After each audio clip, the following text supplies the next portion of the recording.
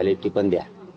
जर तुम्ही दिले नाही तर तुमच्यावर कठोर कठोर कारवाई करण्यात येणार आहे, असे सक्त आदेश सूचना सरकारनं आणि अधिकाऱ्यांनी, शासन प्रशासन दोघांनी मिळून काढले पाहिजे. म्हणजे ते अधिकाऱ्यापर्यंत जाईल. ड्राफ्ट हा अधिकाऱ्यांपर्यंत जाणार नाही. आम्हाला ड्राफ्ट दिला तो आमच्याकडे राहील, अधिकाऱ्यांपर्यंत सूचना जायला पाहिजे, म्हणजे अधिकारी टाळणार नाहीत. हे दोन भाग झाले.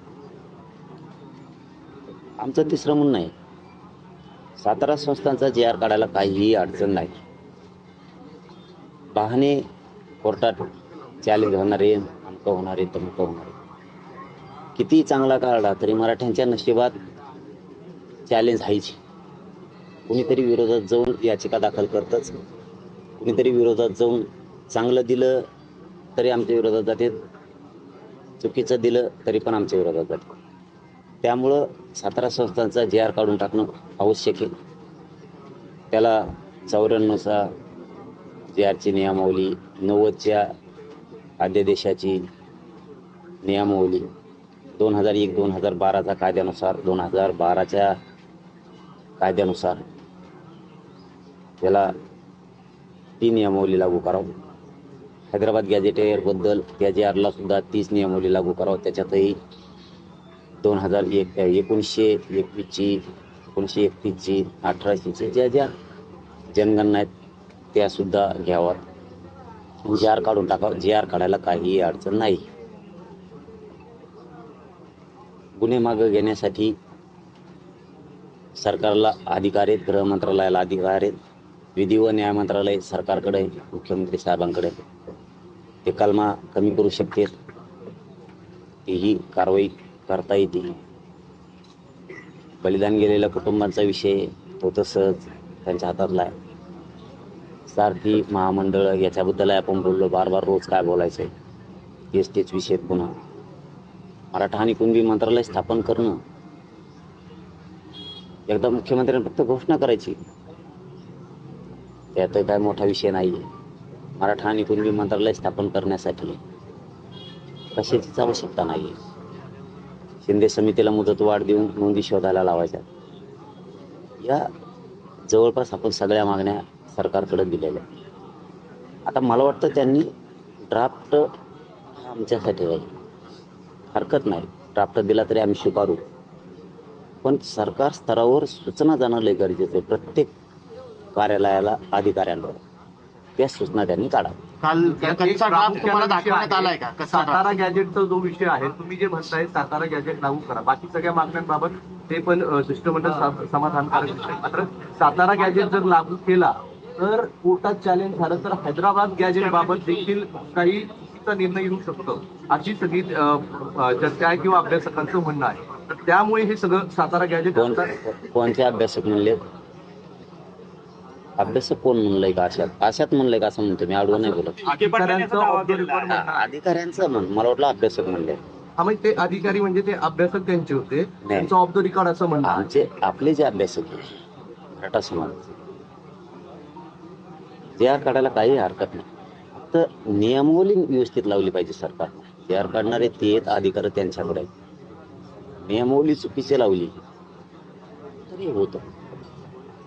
आणि आमच्या अभ्यासकांना माहिती आहे, मराठा समाजाला पण कितीही चांगला JR काढला तरीही मराठ्यांचा चॅलेंज केला जातो. जसं की गायकवाड कमिशननं 12-13% मराठ्यांना आरक्षण दिलं होतं. मराठा समाज मागं सिद्ध करून चॅलेंज केलं.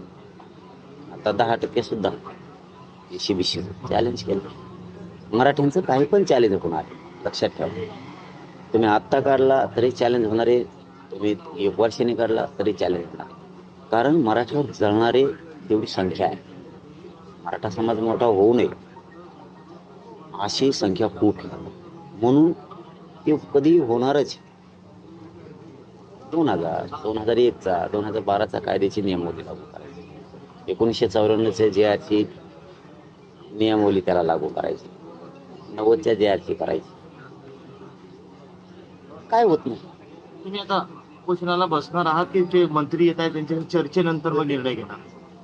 उपोषणला जरी बसलं तरी मंत्री महोदय येणारच आहे.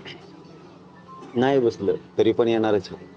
आम्ही असं म्हणलोत का की आम्ही उपोषणाला बसतो, आम्ही आंतरवालीत तुम्ही यायचं नाही असं म्हणतोय का? उपोषण सुरू झालं तरी त्यांनी यावं. 10ची वेळ तुम्ही पाळणार. मी हटतच नाही, पाळणार म्हणजे मी हटणारच नाही. फक्त सरकारला, मुख्यमंत्र्यांना, विशेष करून देवेंद्र फडणवीस साहेबाला सांग, एकदा हल्ला झाला तो बस झाला. पुन्हा त्या प्रयोग करण्याच्या भानगडीत पडू नका. असं तुम्हाला वाटतंय परत? दुसरं काही करू शकत नाहीत. न्याय देण्याच्या भूमिकेत त्यांनी यावं. त्यांना लागलेले डाग त्यांनी पुसले. मी आज प्रामाणिक सांगतो, आडवं बोलत नाही, सरकारला पट्ट्यावर घेत नाही, वाईट बोलत नाही. माझं सांगणं आहे, एकदा आमच्या आई बहिणीला याच ठिकाणी रक्ताच्या थारोळ्यात पडताना आम्ही बघितलंय. ते कर्तव्य तुम्ही केलेलं आहे. डागं पुसायचं शिका मराठ्यांना देऊ. त्यामुळं पुन्हा त्या भानगडीत आता पडू नका की आम्ही हल्ले करू, पोलिसांना लाठीचार्ज करायला लावू. तर ते तुम्हाला राज्यात जड जाईल. ते तुम्हाला राज्यात अति जड जाईल. अति जड म्हणजे पुन्हा आंदोलन तुम्हाला थांबणारच नाही. तुम्हाला जर वाटत असेल असं होईल तसं होईल, पुन्हा त्या राज्याची धग आंदोलनाची ती 2-4 महिने सुरू राहील. म्हणून मी देवेंद्र फडणवीस साहेबांना विनंतीपूर्वक सांगतो, संवाद करणे, गोडी गुलाबीनं प्रश्न मार्गी काढायचं या भानगडीत पडा. तुम्ही लाठीचार्ज करणार, हल्ले करणार आणि गरीब मराठ्यावर अन्याय करणार, म्हटलं करणार, ह्या भानगडीत अजिबात पडू नका. राज्यातला कुठलाच कोपरा मोकळा राहणार.